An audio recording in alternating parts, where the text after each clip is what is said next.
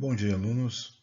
Então, só continuando com o assunto ainda de tabela periódica, existe uma classificação, que é a classificação conforme as cores, né, que os elementos aparecem, apresentam na tabela periódica. Esses elementos em azul, eles são os metais. Metais têm tendência a perder elétron, e isso gera, para esses elementos, características semelhantes. Então, o que é semelhante em todos esses grupos de metais?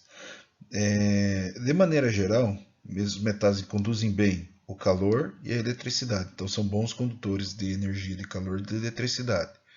Fio de cobre, utilizado para condução de eletricidade, chapa de fogão a lenha, utilizado para aquecimento, apresentam brilho metálico quando polidos e podem ser transformados em fios, que é uma característica chamada dúctil, e em lâminas, maleabilidade. Então essas são as características gerais dos metais. Tá? Os semimetais, esse grupo menorzinho aqui, né? Existem 12 elementos que são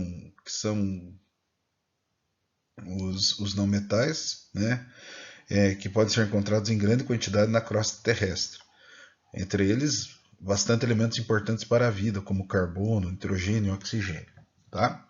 Ao contrário dos metais, apresentam baixa condutividade térmica e elétrica. Por quê? Porque esses elementos eles não estão a fim de doar elétrons.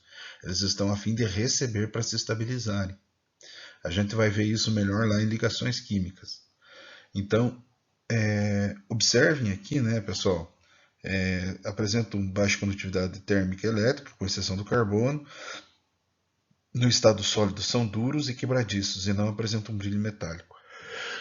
Tem como característica a formação de ânions. Então, esses elementos eles têm tendência a receber elétrons e se tornar negativo, diferente dos metais, que tinham tendência de perder elétrons e se tornarem positivos, se tornarem cátions. Esses elementos aqui são os chamados semimetais, tá? São 7 semimetais: boro, silício, germânico, arsênico, antimônio, telúrio e polônio. Elementos que, na forma pura, são sólidos à temperatura ambiente e apresentam características intermediárias, então eles vão ter características intermediárias entre metais e não metais. Tá? E quando sofrem dopagem, como é o caso do silício germânico, podem conduzir eletricidade. Sua aplicação está na fabricação de componentes eletrônicos, principalmente o silício. Né? O silício que é feito os chips eletrônicos. Pessoal, só aqui, ó, tem na apostila de vocês, mas algumas classificações não usam a denominação de semimetais, mas dividem esse elemento entre metais e não metais, da seguinte forma. Né? Os metais são germânico, antimônio e polônio.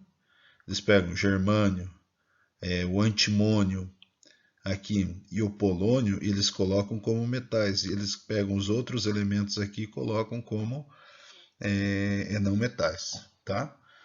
A IUPAC desconsidera esse grupo, mas deixa aberto para classificar, porque as propriedades desses elementos estão. Tem bastante propriedade de metal aqui, bastante propriedade de não metal esses elementos, então fica difícil classificá-los. A IUPAC pede para não classificar como semimetais, tá? Mas não determina uma ordem, uma regra. Aí tem os gases nobres, a última coluna da tabela periódica. Né, são os elementos que têm 8 elétrons na camada de valência, ou seja, elas têm o octeto completo, por isso é difícil deles fazerem ligações químicas. Nós vamos ver isso para frente, lá em ligações químicas mesmo. São difíceis de reagir, eles são muito estáveis à condição ambiente. E o hidrogênio, que é considerado um elemento à parte. Né? Não apresenta características comuns a nenhum grupo da tabela periódica. Muitas vezes, por ter um elétron no nível mais externo, é representado no grupo 1. No entanto, é um gás, ao passo que os demais elementos da primeira coluna são metais, sólidos e moles. E é o elemento mais abundante do universo. Lembrando só, né, pessoal, do processo de fusão nuclear, que o hidrogênio é o combustível do Sol, lá que por fusão nuclear libera uma grande quantidade de energia. Beleza? Vamos para os exercícios. Então, o exercício 1, o primeiro exercício, eu não vou ler aqui, mas é para vocês consultar a tabela periódica e classificar os elementos a seguir em representativo, de transição ou de transição interna. Pessoal, elemento representativo são esses elementos aqui. Elementos de transição externa são esses do bloco D. E transição interna são esses aqui. Beleza? Então, veja só, você vai pegar o lítio ele está no bloco S ou no bloco P, ele vai ser representativo. Está aqui o lítio. O urânio está aqui, está como se estivesse fora da tabela periódica, né? A representação dele, mas ele é de transição interna, tá? Lembre que esses grupos aqui, eles só saíram aqui do meio da tabela periódica para ser representado. O ferro é de transição, então está aqui, né? O transição externa, o transição, está aqui o ferro, bloco D. Randônio é representativo, tá? Randônio ele tá por aqui, não lembro direito onde. Ah, tá aqui, ó. Randônio é um gás nobre. O mercúrio é um elemento de transição, é o Hg, o símbolo, ele está aqui, ó, esse vermelho ficou em cima, mas está aqui o mercúrio. O único metal que a condição ambiental é líquido. E o nitrogênio é representativo, o nitrogênio está aqui, tá, pessoal? É bem fácil. Né? Tem essa questão do fósforo, tá, turma? Então vejam lá, ao contrário do que se acreditava popularmente, o palito de fósforo não é composto pelo elemento fósforo, do grego fósforos, que significa que traz luz. O seu corpo é formado por madeira de pinho, papel ou papelão, e a sua cabeça é uma combinação de várias substâncias com a predominância de clorato de potássio, que se inflama com facilidade ao ser atritado. Na realidade, os primeiros palitos tinham fósforos em suas cabeças, mas como eles se incendiavam com o atrito involuntário de dentro da caixa, surgiu a ideia de colocar o fósforo do lado de fora da caixa. Por isso ficou historicamente conhecido como caixa de palito de fósforo. Hoje se sabe que o fósforo é encontrado na áspera superfície formada por um combinado de fósforo, sulfeto de antimônio, óxido férrico e cola do lado de fora da caixinha. Sobre o elemento fósforo e as informações do texto, responda as questões. Por que o símbolo do fósforo é P? Bom, a resposta é que seu nome deriva do grego fósforos, que começa, né, no grego com a letra P. Afinal, por que não existe fósforo no palito de fósforo? Porque, segundo o texto, os palitos, ao se atritarem uns com os outros, incendiavam a caixa. Foi assim que surgiu a ideia de colocar o fósforo fora da caixa. A turma antigamente colocava, né, e como eles falaram aqui, toda vez que ia transportar, ele atritava, incendiava e queimava a caixa. A C. Na tabela periódica, o fósforo se encontra abaixo do nitrogênio e ao lado do silício. Com qual desses dois elementos o fósforo representa maior semelhança? Com o nitrogênio, pois pertence ao mesmo grupo da tabela, o grupo 15. Ou seja, pessoal, eles são mais semelhantes aos elementos que estão à sua coluna, tá? Ao seu grupo. Por exemplo, os metais alcalinos lá, coluna 1 ou família 1A. Tanto potássio quanto sódio, se você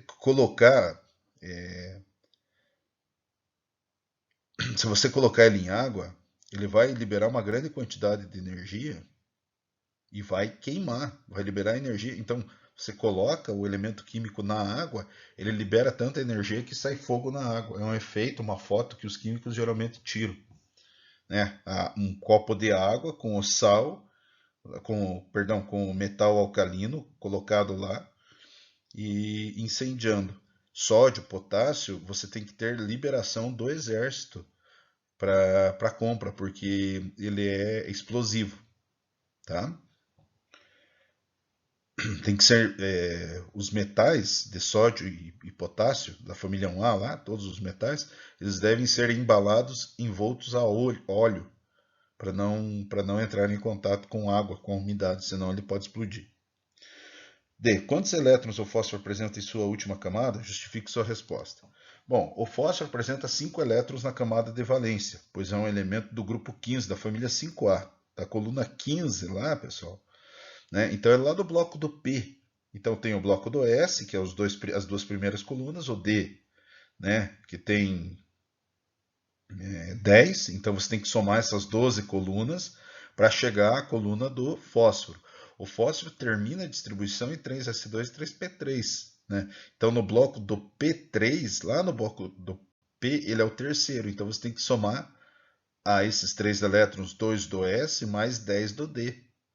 Então vai ser a 15ª coluna, ou família 5A. Tá?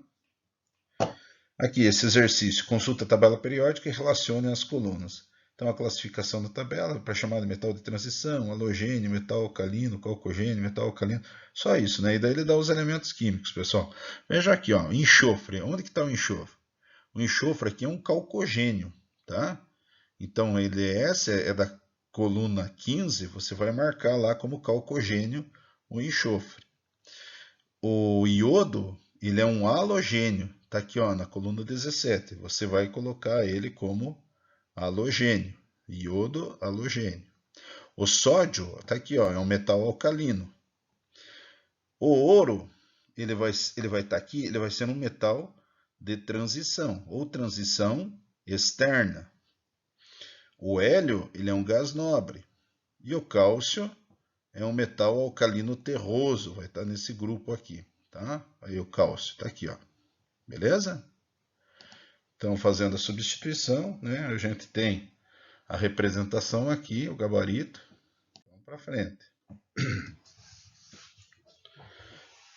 Questão 6. A aquisição de compostos químicos realizada por um organismo para suprir o seu metabolismo é chamada de nutrição. Diversos elementos químicos minerais são essenciais. Por exemplo, ao crescimento da planta, atualmente 17 elementos, incluindo carbono, hidrogênio e oxigênio, são considerados essenciais para todas as angiospermas e gimnospermas. Em relação à posição de alguns desses elementos na tabela periódica, completa o quadro a seguir.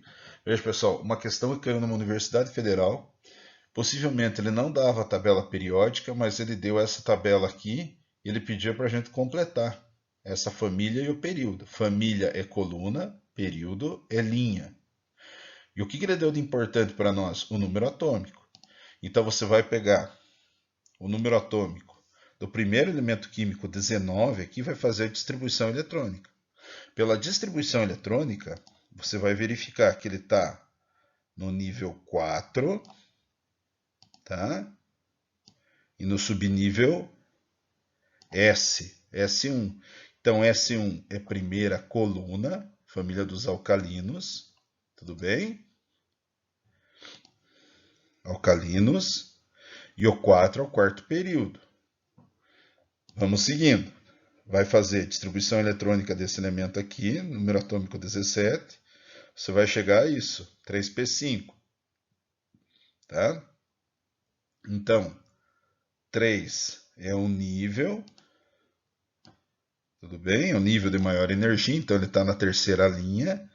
E P ele vai estar lá no bloco do P, naquele bloco que passa os dois do S, as duas primeiras colunas do S, as duas primeiras colunas, né, as 10 colunas do D e na quinta coluna do P. Então ele vai estar na coluna 17, o grupo 7A. Você pode chamar de grupo 7A fazendo o quê? Somando os elétrons daqui, ó. Então, 2 mais 5 da camada de valência, família 7A, ou coluna 17, olhando no bloco. Tá? Então, está no bloco do P5, beleza? Vamos para a próxima.